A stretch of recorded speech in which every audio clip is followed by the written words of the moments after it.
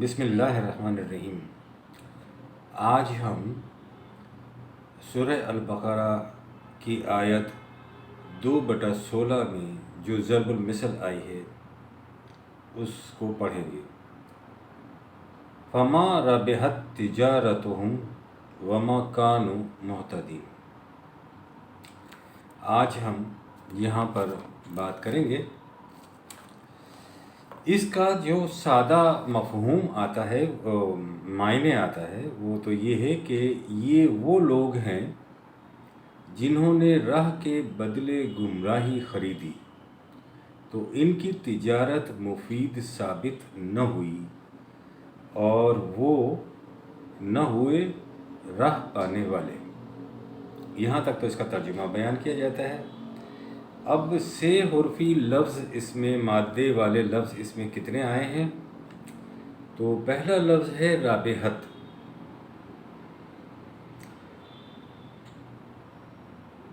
یہ تجارت کو کہتے ہیں۔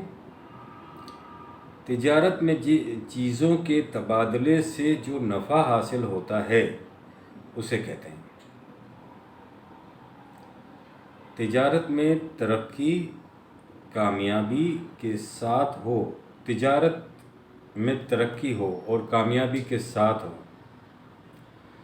قرآن کریم نے یہاں ان کی تجارت سے انہیں ترقی ہونی چاہیے تھی،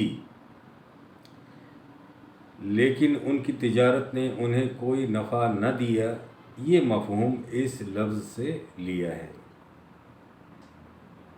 یعنی ایسی تجارت جس سے کوئی نفع نہ ہو۔ دوسرا سے حرفی لفظ ہے تجارتہم۔ اس سے پہلے ہم نے پڑھا ہے رابحت اور اب ہے تجارتہم۔ پیشہ ورانہ خرید و فروخت کو کہتے ہیں تجارتہم۔ نفع کمانے کے لیے راس المال کو کاروبار میں لگانا۔ اس کے مجازاً معنی بھی لیے جا سکتے ہیں۔ کسی معاملے میں مہارت اور ہوشیاری کو بھی کہتے ہیں۔ قرآن کریم نے ایمان، اسلام کو بھی ایک قسم کی تجارت قرار دیا ہے۔ 9/111۔ یقیناً اللہ نے مومنین سے ان کی جان اور مال خرید لیے ہیں اور ان کے بدلے میں انہیں جنت عطا کر دی ہے۔ تیسرا لفظ ہے مہتدین، آخری۔ بنیادی معنی اس کے ہیں نمایاں ہونا اور روشن ہونا، اس لیے دن کو بھی کہتے ہیں۔ ابھری ہوئی چٹان جو پانی میں دور سے نظر آ جائے، یا وہ تحفہ جو بغیر معاوضے کے دیا جائے، جیسے جانور جو حج کے موقع پر بیت اللہ میں ذبح کرنے کے لیے لے جایا کرتے تھے۔ واضح رہنمائی، راستے کو پہنچوا دینا، کسی کو کسی راستے تک پہنچوا دینا۔ ہدایت پایا ہوا رہنما، ایسا رہنما جو ہدایت کو بھی پایا ہوا ہو۔ قرآن نے انہی معنوں میں اپنے آپ کو ہدی للمتقین کہا ہے، 2/2 میں جو آتا ہے۔ یعنی جو لوگ غلط راستے کے خطرات سے محفوظ رہنا چاہیں ان کے لیے صحیح راستے کی طرف رہنمائی ہے۔ تو یہ ہم نے سے حرفی 3 لفظ تھے۔ کانو بھی ہے، یہ رابحت، تجارتہم اور مہتدین، جس میں کانو بھی شامل ہے۔ یہ اس کے ہم نے معنی پڑھے۔ اب ہم اس کا مفہوم لیتے ہیں۔ یہ لوگ اپنے آپ کو بڑا عقل مند سمجھتے ہیں کہ دوسروں کو دھوکہ دے کر ناجائز فائدے حاصل کر رہے ہیں۔ تجارت سے فائدے ہی حاصل ہوتے ہیں اور خوش ہیں کہ ہمارا کاروبار بڑا نفع بخش ہے۔ تو تاجر تو خوش ہوتا ہی ہے کہ میں نفع کما رہا ہوں، اس کا مطلب یہ ہے کہ میں کامیاب ہو رہا ہوں، جو ہم نے اس کے معنی میں پڑھا ہے، اور میں آگے بڑھ رہا ہوں، میری ترقی ہو رہی ہے۔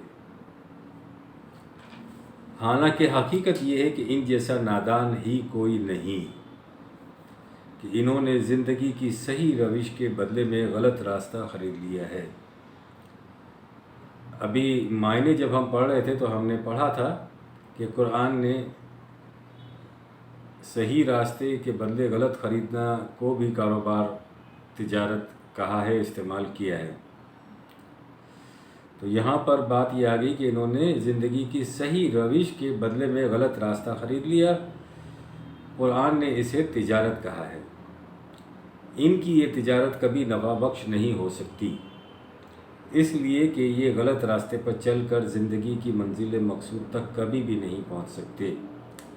تو تجارت میں تو غلط راستہ اختیار کر کے نفع ہو سکتا ہے، لیکن یہ ایسی تجارت ہے کہ اس میں اگر آپ نے غلط راستہ اختیار کر لیا تو پھر اس پر چل کر آپ صحیح منزل کی طرف کبھی بھی نہیں پہنچ سکتے، نہ آ سکتے ہیں۔ تو یہ ہم نے اس کا مطالعہ کر لیا۔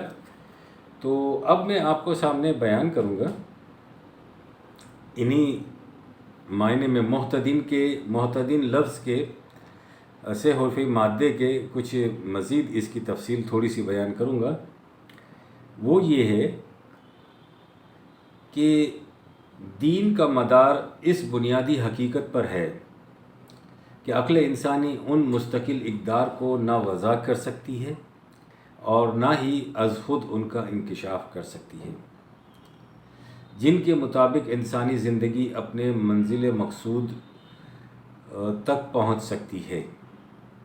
یہ اقدار خدا کی طرف سے ملتی ہیں، اسے وحی کہا جاتا ہے، جو آخری بار نبی اکرم صلی اللہ علیہ وسلم کو ملی اور اب قرآن کریم کے اندر محفوظ ہے۔ عقل انسانی کو اس وحی کی اسی طرح ضرورت ہے جس طرح انسانی آنکھ کو سورج کی روشنی کی ضرورت ہوتی ہے۔ جب انسانی عقل وحی کی رہنمائی میں چلے گی تو یہ دنیا جنت بن جائے گی، ورنہ فساد اور خون ریزیوں کا جہنم بنی رہے گی۔ وحی کی اسی رہنمائی کو ہدایت خداوندی کہتے ہیں، یعنی وہی محتدین کے لفظ کا جو معنی ہے وہ اس میں آتا ہے، جو انسان کو زندگی کی توازن بدوش راہ کی طرف لے جاتی ہے۔ قرآن کریم کی روح سے ہدایت رہنمائی صرف وہی ہے جو خدا کی طرف سے ملی ہے۔ اس کے مقابلے میں انسان کی تجویز کردہ رہنمائی ہدایت نہیں، ضلالت ہوتی ہے۔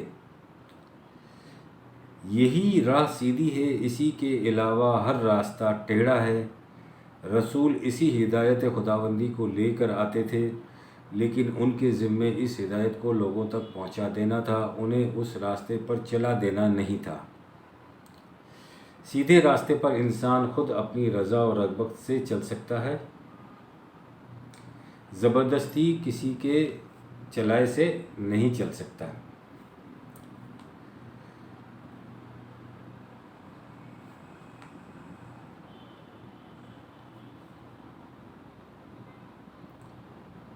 اب وہ چاہے تو اسے اختیار کر لے اور چاہے اس سے انکار کر دے۔ حقیقت یہ ہے کہ خود لفظ ہدایت اس امر کی شہادت دے رہا ہے کہ اس میں جبر کا کوئی پہلو نہیں ہے۔ راستہ اسی کو بتایا جاتا ہے جو منزل تک پہنچنے کے لیے سفر اختیار کرنا چاہے اور بھٹک جانے کی مصیبتوں سے بچنا چاہے۔ شکریہ، بہت مہربانی۔ ربنا تقبل منا انک انت السمیع العلیم۔